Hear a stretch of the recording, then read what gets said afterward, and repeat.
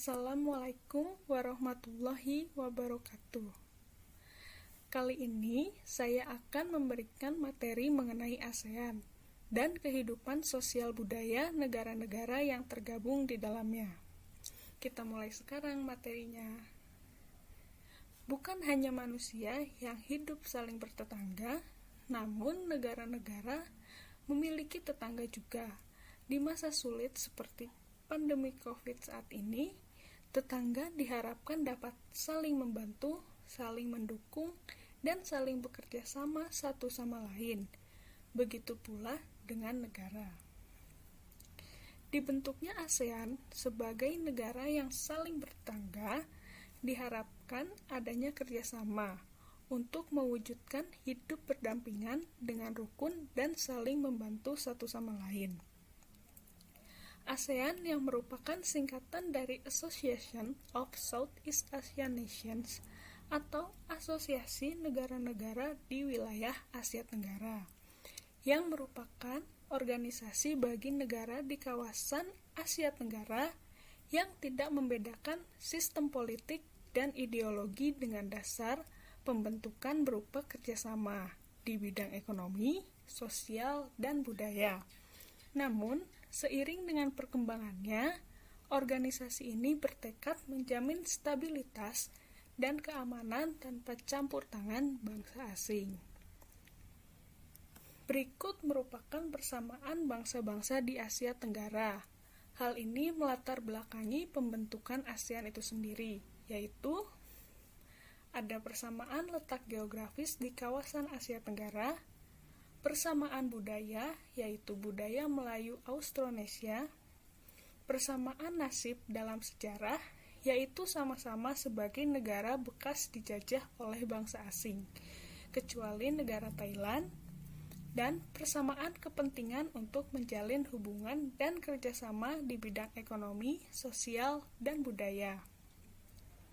ASEAN didirikan pada 8 Agustus 1967 melalui Deklarasi Bangkok yang dihadiri oleh perwakilan dari 5 negara pencetus berdirinya ASEAN. Indonesia diwakili oleh Abdul Malik, Malaysia diwakili oleh Tun Abdul Razak, Thailand diwakili oleh Tanat Homan, Singapura diwakili oleh S. Rajaratman, Filipina diwakili oleh Narciso Ramos.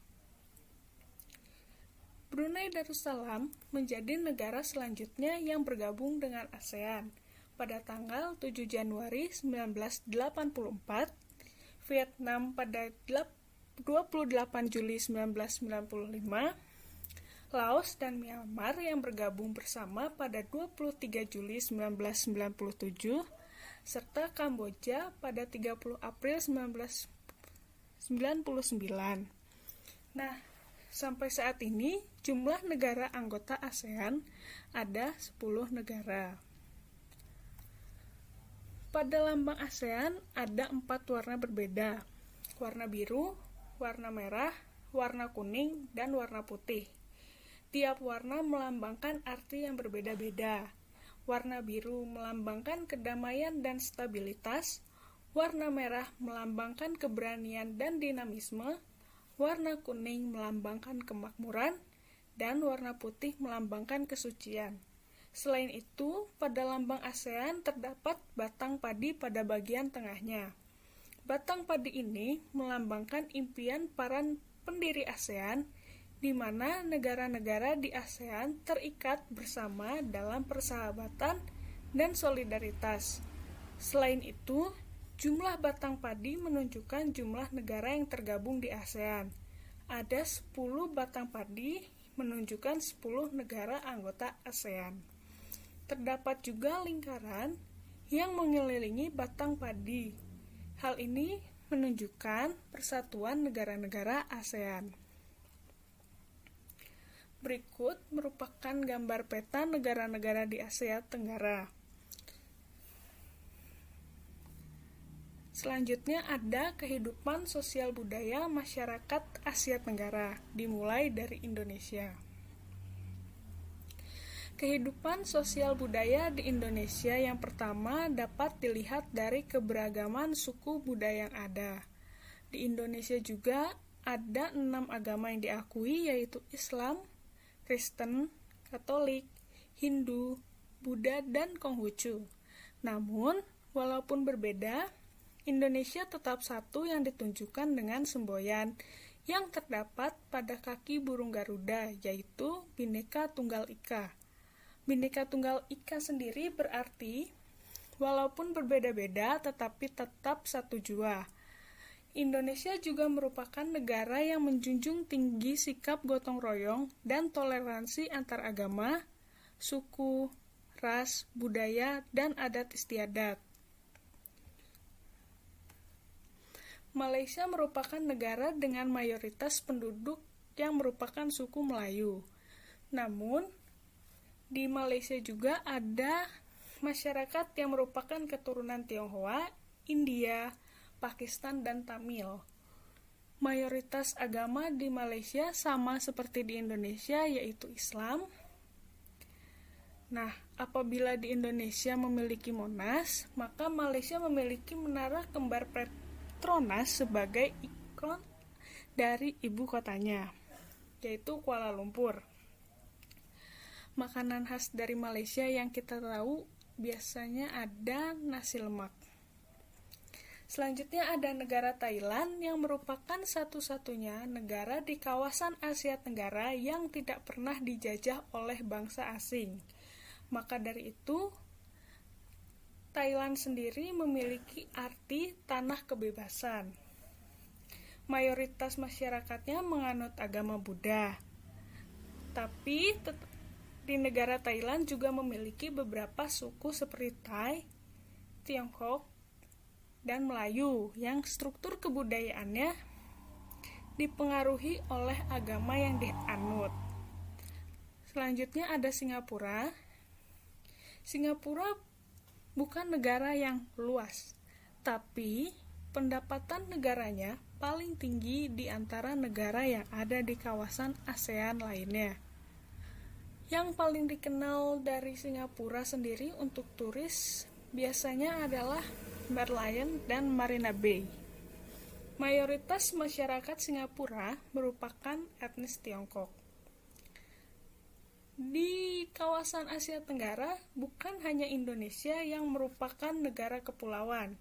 Ada satu negara lagi yang merupakan negara kepulauan di kawasan Asia Tenggara, yaitu Filipina.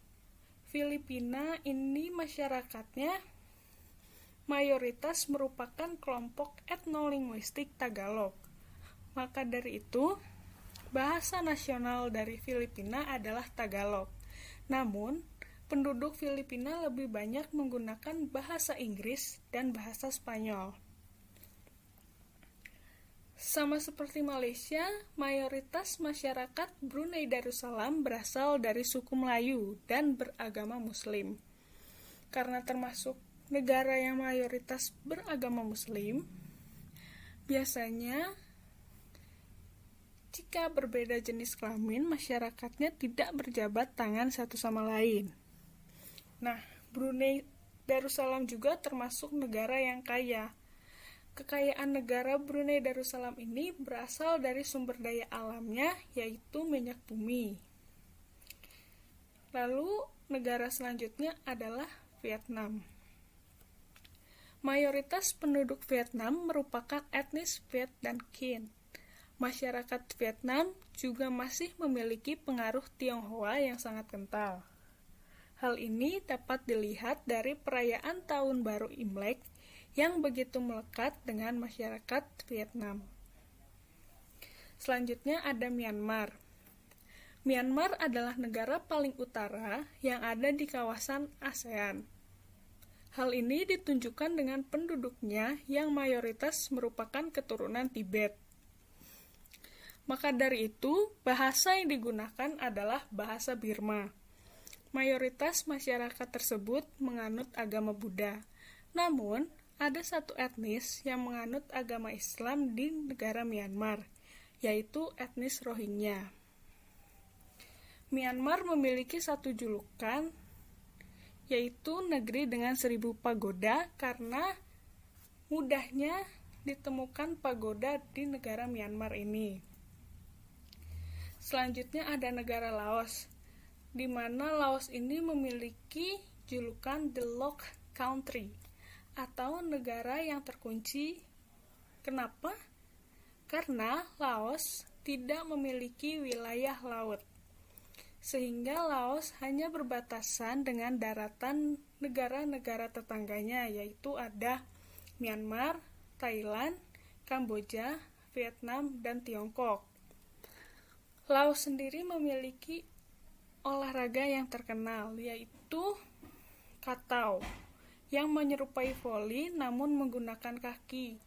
Kalau di Indonesia, olahraga ini disebut dengan sepak takraw. Masyarakatnya mayoritas beragama Buddha dan sangat menjunjung tinggi upacara-upacara keagamaan yang diadakan. Negara terakhir yang bergabung dengan ASEAN adalah Kamboja.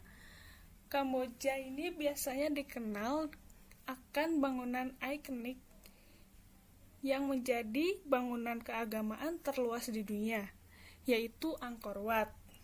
Selain Angkor Wat, banyak juga bangunan keagamaan lainnya yang ada di Kamboja seperti candi-candi dengan ukiran dewa-dewa dari agama Hindu maupun Buddha. Tari tradisional dari negara Kamboja ada tarian Apsara dengan baju tradisionalnya yang bernama sampot dan krama. Nah, tadi teman-teman lihat di beberapa negara juga menunjukkan gambaran bunga dan hewan. Bunga apa sih yang ditunjukkan? Hewan apa sih yang ditunjukkan? Bunga dan binatang tadi yang sudah ditunjukkan adalah bunga dan hewan nasional dari tiap negara. Berikut ada daftar nama negara beserta bunga dan hewan nasionalnya. Indonesia memiliki 3 bunga nasional, yaitu melati, anggrek bulan, dan Rafflesia arnoldi, serta komodo dan elang Jawa sebagai hewan nasional. Malaysia memiliki bunga raya atau dikenal dengan kembang sepatu di Indonesia sebagai bunga nasional dan harimau Malaya sebagai hewan nasionalnya. Thailand memiliki bunga Ratchaburi dengan nama latin Cassia fistula sebagai bunga nasional dan gajah sebagai hewan nasional. Singapura memiliki anggrek hibrida atau anggrek yang merupakan hasil persilangan sebagai bunga nasional dan singa sebagai hewan nasional. Filipina memiliki melati sama seperti Indonesia sebagai bunga nasional dengan kerbau dan elang Filipina sebagai hewan nasional. Selanjutnya ada Brunei Darussalam memiliki simpor atau di Indonesia dikenal dengan sempur yang bernama latin Dilenia sebagai bunga nasional dan buaya sebagai hewan nasional. Vietnam memiliki lotus atau teratai sebagai bunga nasional dan saola atau kerbau air sebagai hewan nasionalnya. Myanmar memiliki bunga paduak dengan nama latin Pterocarpus indicus sebagai bunga nasional dan harimau Indochina sebagai hewan nasional. Laos memiliki bunga campa atau dikenal dengan Kamboja sebagai bunga nasional dan gajah India sebagai hewan nasional. Negara ASEAN terakhir, Kamboja memiliki bunga rumdul dengan nama latin Mitrella mesni sebagai bunga nasional dan Kauprey atau lembu hutan sebagai hewan nasional. Nah, itu dia materi mengenai ASEAN beserta kehidupan sosial budaya negara-negara anggotanya. Jadi, walaupun berbeda-beda, tapi negara-negara di kawasan Asia Tenggara ini memiliki banyak kemiripan.